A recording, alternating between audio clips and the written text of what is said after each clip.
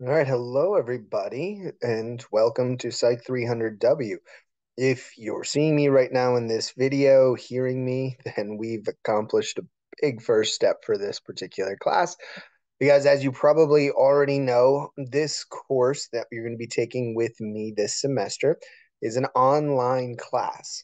So we will actually not be meeting in person at all during the semester, which will sort of change the typical format of this class in comparison to, say, maybe some of your classmates that are taking an in-person version of this course.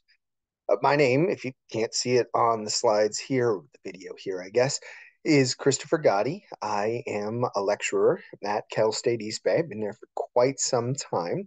And I'm going to be your instructor slash grader slash narrator for everything that we're going through this semester.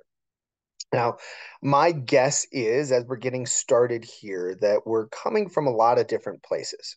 I'm fairly confident that a number of you already have an understanding of what experimental psychology is all about, maybe even have a plan for how you're going to attack the class throughout the entirety of the course. But I'm also guessing that there's a number of you that signed up for this class because you know it's a requirement and sort of know where it fits into the path of getting to graduation.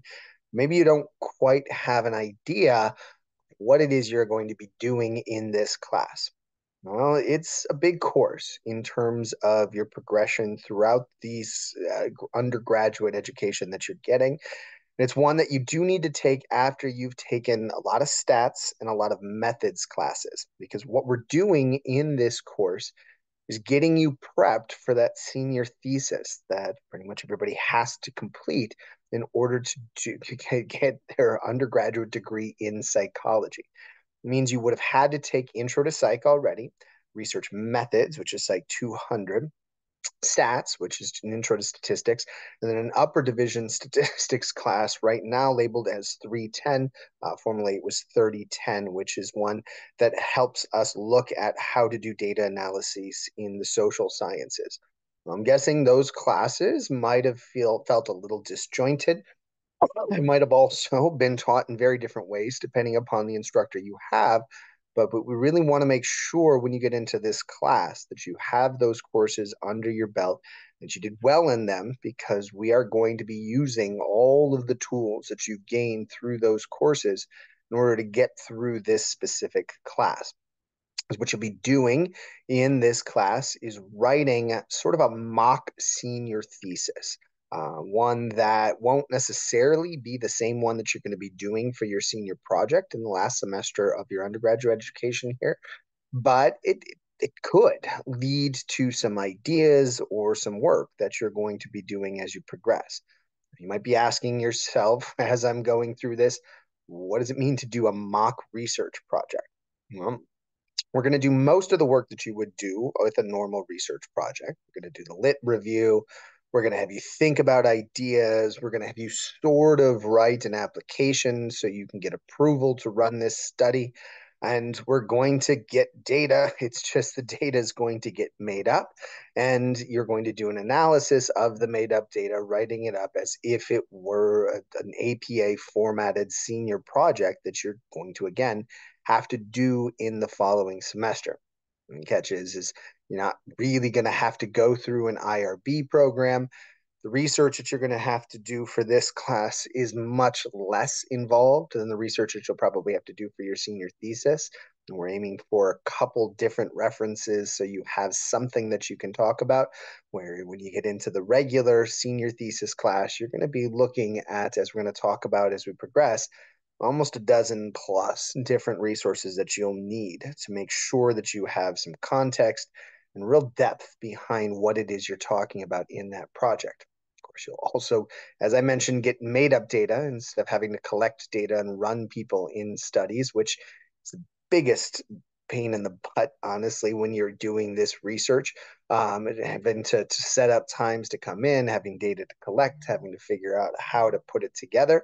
So we're going to just kind of skip a lot of those steps in this class so we can help everybody understand sort of what comes after you go through that process. So we'll look at how to analyze data, Again, building off of hopefully your understanding of statistics that you've accumulated over the years. And then we're going to talk about how to interpret that and write it up in APA format. So by the time you're done with this class, you will have a mock senior thesis that you can, again, either use for your later senior thesis, not the paper itself, but maybe the ideas and structure, or you can just use the tools that we're developing within this class to help you be more prepared to do that when you take the senior thesis class the next semester. You need a little bit of time, whatever semester that you end up taking the class for. In terms of what's required for this class, though, there's more than just a final written assignment that you have to do.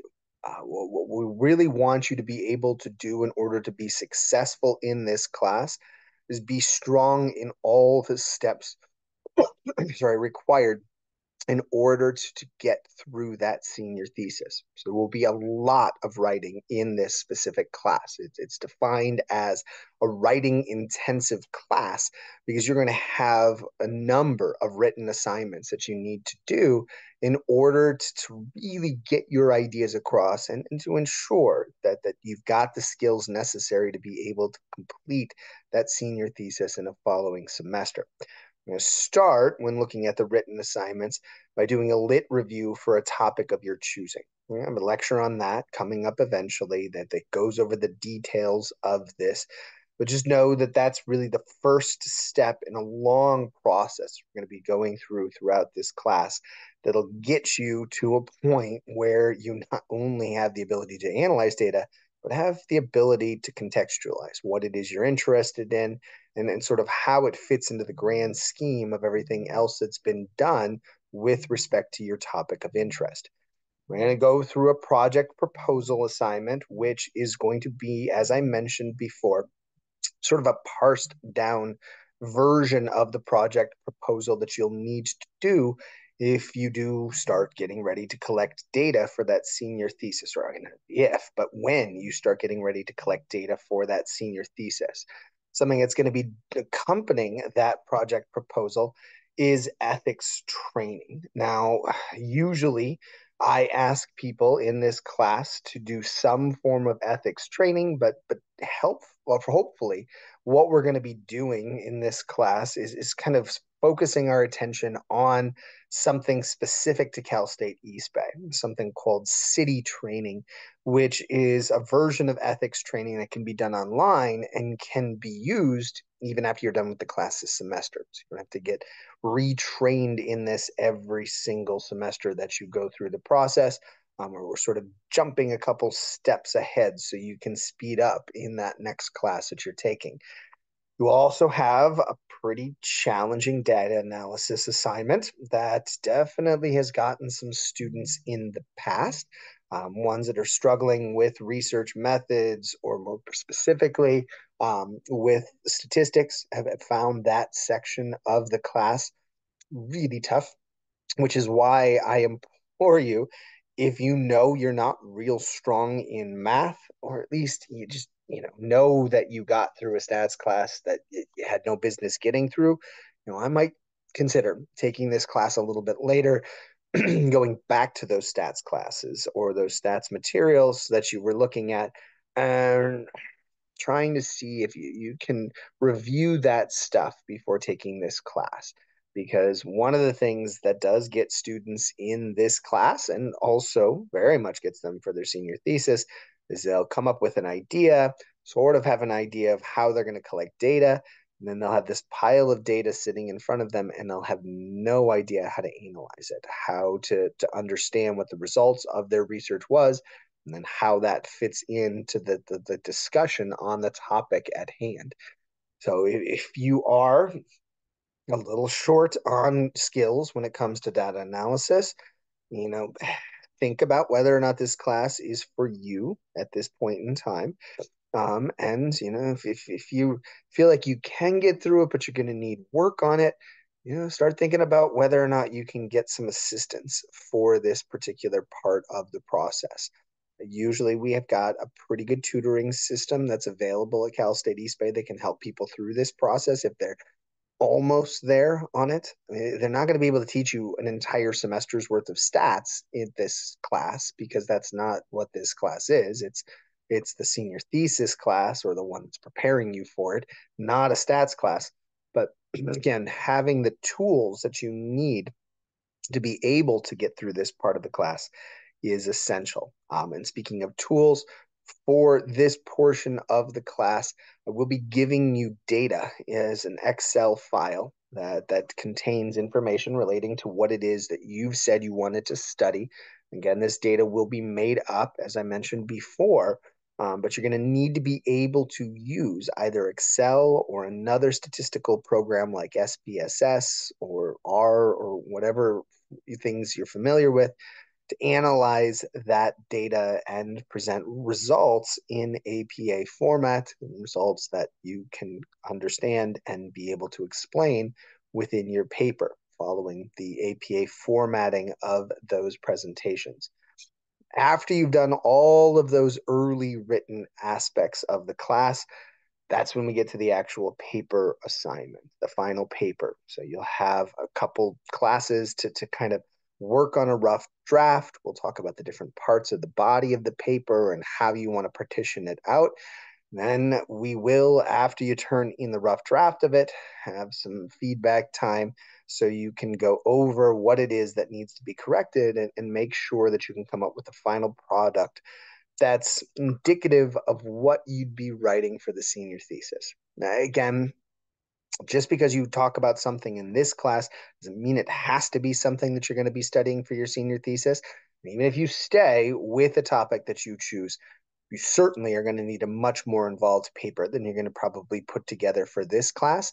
But this hopefully will be a building block for you so you can be more successful in that senior thesis when things start to get pretty compact and you honestly have a heck of a lot more work to do in that class than you do for this specific one. If you're wondering about the grade breakdowns of the different assignments that we're going to go through, you can see right here how you're going to be graded for the different aspects of the class. As you see in this little listing, large weight on what you're going to be graded for is put at the end of the class. Now, about half of the points, just a little bit more than half the points, relates to the final paper. And to get to that point, you've got to do well. You have to be very successful in the first portions because those paper outlines, the rough drafts, sort of built off of the earlier components of this class. So again, if you're thinking you're struggling with stats, if you didn't really get much from the methods classes, we'll revisit some of the ideas briefly in this class. But the expectation is that you know that stuff. So you really want to think of what's best for you if you don't have those things under your belt and you're trying to take this class. Once things start to fall off, things can get rough pretty quickly. In terms of other stuff that you probably want to know, we are going off of a basic grading scale for this class. Yeah, the upper and lower 3% of each 10% scale will get you the minuses and pluses. And this is true for everything from A's down to D's, with obviously anything below 60% in this class resulting in F. When we're going through this class, one of the other things that I really do want to stress in this first lecture is that this is a class that's about you working on your writing and your analyses. We've had some issues, honestly, in past semesters with students relying on programs that probably shouldn't be used in other classes, but sometimes instructors overlook them. Sometimes the programs that people are using are things like AI generators for papers. Other times it's programs that tout the ability to give you what you need in order to be successful in a class. And it usually results in students just copying and pasting sections from previous students' papers. This is really, really bad for this particular class. This is plagiarism, no doubt about it. whether or not you have a computer writing something or you're using somebody else's phrasing for something or the computer's rewriting of your paper, that is plagiarism. And it is something that could be catastrophic when you get to your senior thesis, where you could be denied the ability to even graduate if you're caught using somebody else's work as your own. So for this class, we're going to start off by just saying, don't do this. Because there are programs that are going to check for this. If something feels off, I'm going to double check on this specific thing, because if stuff is getting flagged as written by somebody else or being written by a computer or heavily edited by a computer, it's not okay. And it's indicative of something that might come back to haunt you when you get to that senior thesis. So when you're going through this course, I know some of you are going to have some challenges with the math, with the writing, with the organization of stuff.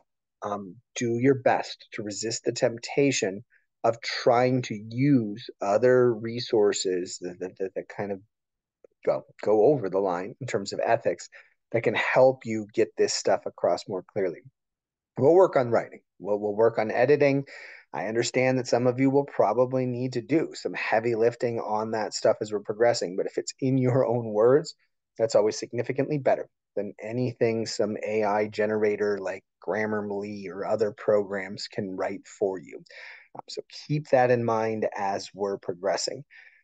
Another thing that's worth mentioning is I know that a lot of us right now at Cal State East Bay do have accommodations for things where you need extensions or other stuff.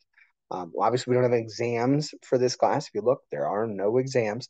But if you do have accommodations that require extra time on stuff or other things, make sure you have those things submitted. Obviously, then the other stuff that's listed here is more boilerplate in terms of what you need to submit and how you're going to go about it. But I just want to make sure that you give this a read when you're going through the class, which is the syllabus tab, because also at the end of this is the course schedule. You'll see when you're taking this class, this course schedule will change a little bit, but we're going to go through these progressions in the class. And after you're done watching these videos, hopefully you've watched them before the due date of the assignments, not on the due date of the assignments. You'll have to probably with each of these have something that you turn in. We've got a few times when we're going through stuff where it's just going to be a lecture. Nothing has to be submitted. But usually as we're progressing through this class, after I go through a recording like this, which I think is probably the longest one of the semester, I can't promise that though. But this is going to be a longer one than most of them. You'll have something to do, something to submit. I'll try to have that graded so you can then go to the next video and make sure that you're staying on top of things for this course. I think that pretty much gets to everything within the class, but I do want to stress to you before I let you go that this course is one that is going to be challenging, as I've said. It's one where we really want to make sure that we give you as much assistance as possible. As I mentioned, we do have a tutoring center that can help a lot with some of the data analysis and the writing components of stuff, if that's something that you're going to need help with. I also have office hours that technically are on a specific day, as you see here, but they're loose office hours. I don't go on to Zoom and sit there for 2 hours. I just have students email me and say, hey, can I stop in? I can set up a specific time with them during those hours. Or if there's a need to talk at a different time, I'm happy to do that. I don't want to force you to happen to have to go to these office hours if it doesn't work, and especially if there's something pending. I also have email. I'm happy to answer any emailed questions that you have so we can make sure that you're on top of things. Because what I really want to ensure as we're progressing through this class is that not only are you getting the information you need through these video lectures, but you're getting the ability to have the interactions that we don't have in an online class that you would typically have in an in-person one. And I'm certainly not going to be sitting here staring at a computer lecturing for 2 to 3 hours like you might have in an in-person version of this class. Even though I've been to the in-person ones and I know a lot of it's just sitting around, coordinating with people, collaborating, and trying to kind of figure out what you're going to do. This is, just me talking for 20, 30 minutes for each lecture, going over the gist of things and making sure that you review all the stuff that's on the class website. But, that loss of the ability to interact and be there in person is something I want to try to counter with being more available, and making sure that you feel that you're safe and welcome to email me or stop in on office hours when you need to. So hopefully you can kind of take that to heart and really ensure that you are going to reach out when something does pop up as we're progressing throughout the class. In terms of other things that you probably want to keep in mind, probably should have led with this, honestly. When you're working through this class, you have some options. The option that you have, which is big, is to either work on this stuff alone or work on this stuff with a small group of individuals. So we're going to start this class out just asking people to introduce themselves on a discussion board, which is already actually posted for the class. So if you go to the class discussions, you'll see the opportunity to introduce yourself to others, talk about your interests, and see if there's anybody else that would maybe want to pair up with you for this project. You can completely do this on your own, which is typically what most students tend to want to do in these online classes. But I want to give you that opportunity to collaborate with people if you want to, because if this was the in-person version of the class, pretty much everybody chooses that option. They choose to collaborate with others so they can work on their projects as a group during the designated class time for their particular course.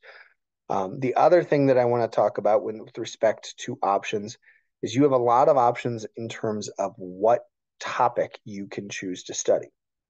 When we get into the lit review video coming up pretty soon, I'm going to discuss the fact that there is probably a need to consider what's feasible as a researcher. Can I actually collect data? Would this be something I could do within the time span that I have for it? For this particular component of the class, well, I guess this component of the writing section of the class, that's not as necessary. But I do want to impart on you the need to be thinking about whether or not you're going to be using what you're doing here for that senior thesis. I mean, if you're really just practicing how to get through writing, how to do data analysis, and you have no intention of using what you're going through here for that senior project, have some fun with this. You can definitely think about some things that you would maybe want to study that you could never really study in that project you're going to be doing in a semester or two.